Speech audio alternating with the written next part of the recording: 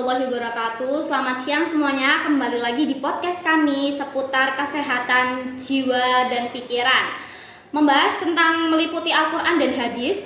Sekarang bersama saya Nisa Fauziah dengan tema episode kali ini yaitu pendekatan diri kepada Allah, yang akan ditemani oleh bintang tamu kita yang sangat ahli agama, yaitu Akmal Hidayat, seorang ahli agama terapis jiwa. Dan kita sambut kedatangannya Akmal Hidayat. Selamat datang Kak Akmal. Iya Kak. Assalamualaikum nih. Waalaikumsalam. Gimana nih Kak kabarnya? Alhamdulillah baik banget hari ini. Cuaca hari ini panas banget ya Kak? Panas banget. Aku tadi OTW dari kos kesini tuh panas banget selama 30 menit kepanasan. Nggak asik. Nah, tujuan kita manggil Kak Akmal kesini tuh karena Kak Akmal itu sebagai ahli agama gitu ya. Nah, di podcast kita kali ini tuh ada tema kayak pendekatan diri kepada Allah gitu. Nah, nanti seterusnya tuh kita juga akan tanya-tanya seputar pendekatan diri kepada Allah gitu. Dari langsung ke pertanyaan pertama aja ya Kak. Iya Kak. Yang pertama itu definisi pendekatan diri kepada Allah itu menurut Kak Akmal tuh apa ya? Menurutku gini, ketika definisinya tuh gini, banyak banget kan definisi dekat dengan Allah tuh banyak banget. Seperti contoh ketika kamu merasa jauh sama Allah, itu tuh salah satu pertanda kamu tuh dekat gitu. Contohnya gini, kayak bukan contoh ya, misalnya gini, kamu tuh 3 hari ini nggak sholat atau dari sebagainya, udah jauh banget sama Allah, tapi ada satu titik kamu tuh merasa kamu jauh gitu. Jadi itu tuh salah satu hidayah gitu loh. Kamu dikasih hidayah gitu, bahwa saya tuh kamu tuh masih dekat sama Allah, maka sholatlah gitu. Oh, jadi dapat hidayah gitu ya Kak? Gitu. Nah, gimana sih kalau kan itu definisinya ya?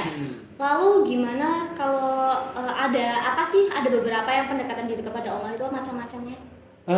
Berbagai macam ya, cara-cara pendekatan tuh berbagai macam dengan cara gitu. Salah satunya tadi itu itikaf gitu. Itikaf tuh berdiam diri di masjid ya gitu.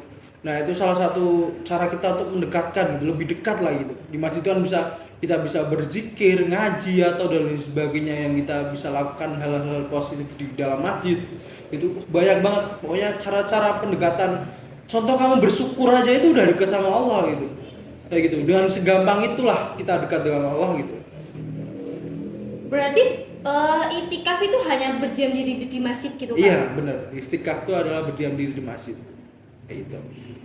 Lalu nih kalau semisal manusia tuh kan kadang ngerasa cemas, atau kalau dia nggak sholat atau dia jauh dari Allah gitu ya. Nah, kalau buat nenangin dirinya sih kalau pakai zikir tuh gimana? Apa sih Kak zikirnya buat?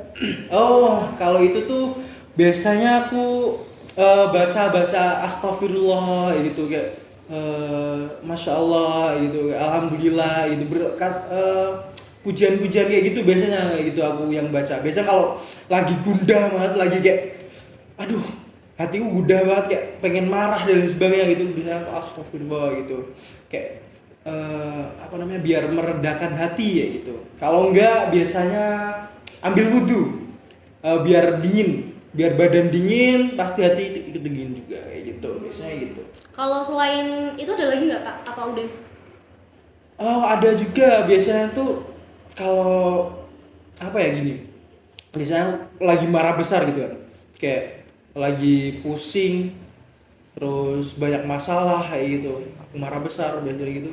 Biasanya aku mencari pemandangan yang bagus kayak gitu. Jadi Allah itu menciptakan dunia itu ya dengan seisinya, mungkin untuk keindahan itulah, untuk meredakan hati juga gitu.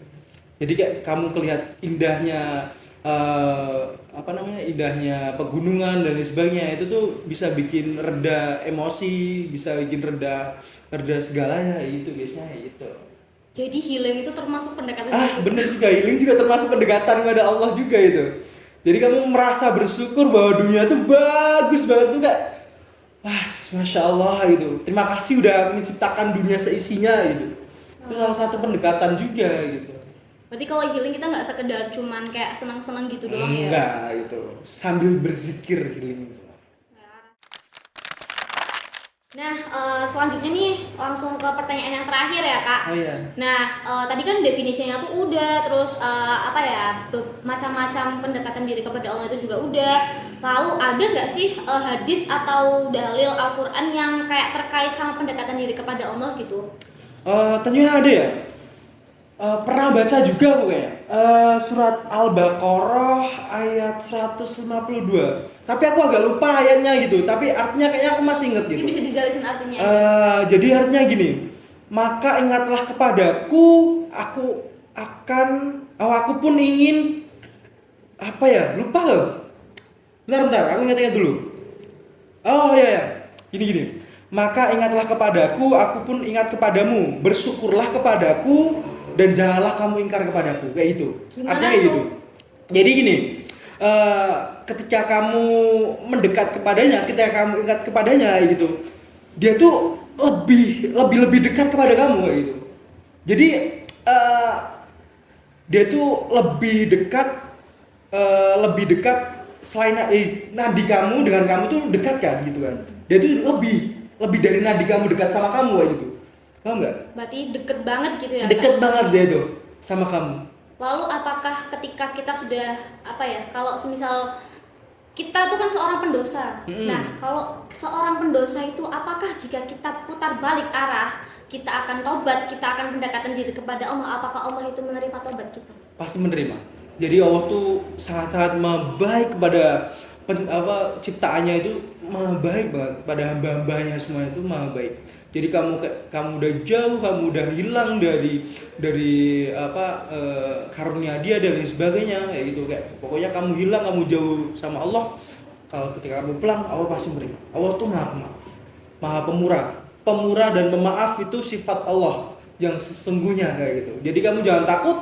Kalau kamu teman-teman semuanya mau kembali ke jalan Allah lagi, kayak tobat lagi, kayak mendekat lagi kepada Allah, pasti Allah akan terima gitu. Karena Allah maha pemaaf. Masya Allah banget ya Kak. Jadi Allah itu maha pemurah hati. Maha pemurah hati banget, sumpah itu baik banget Allah. Nah, terus kita kayaknya udah di ujung acara ini ya. Iya. Nah, sebelumnya ini materi yang diberikan Kak Akmal tuh sangat bermanfaat sekali Oh, untuk Masya Allah. podcast kita gitu kan. Nah, selebihnya jika kita banyak salah mohon dimaafkan. Iya, nggak apa-apa.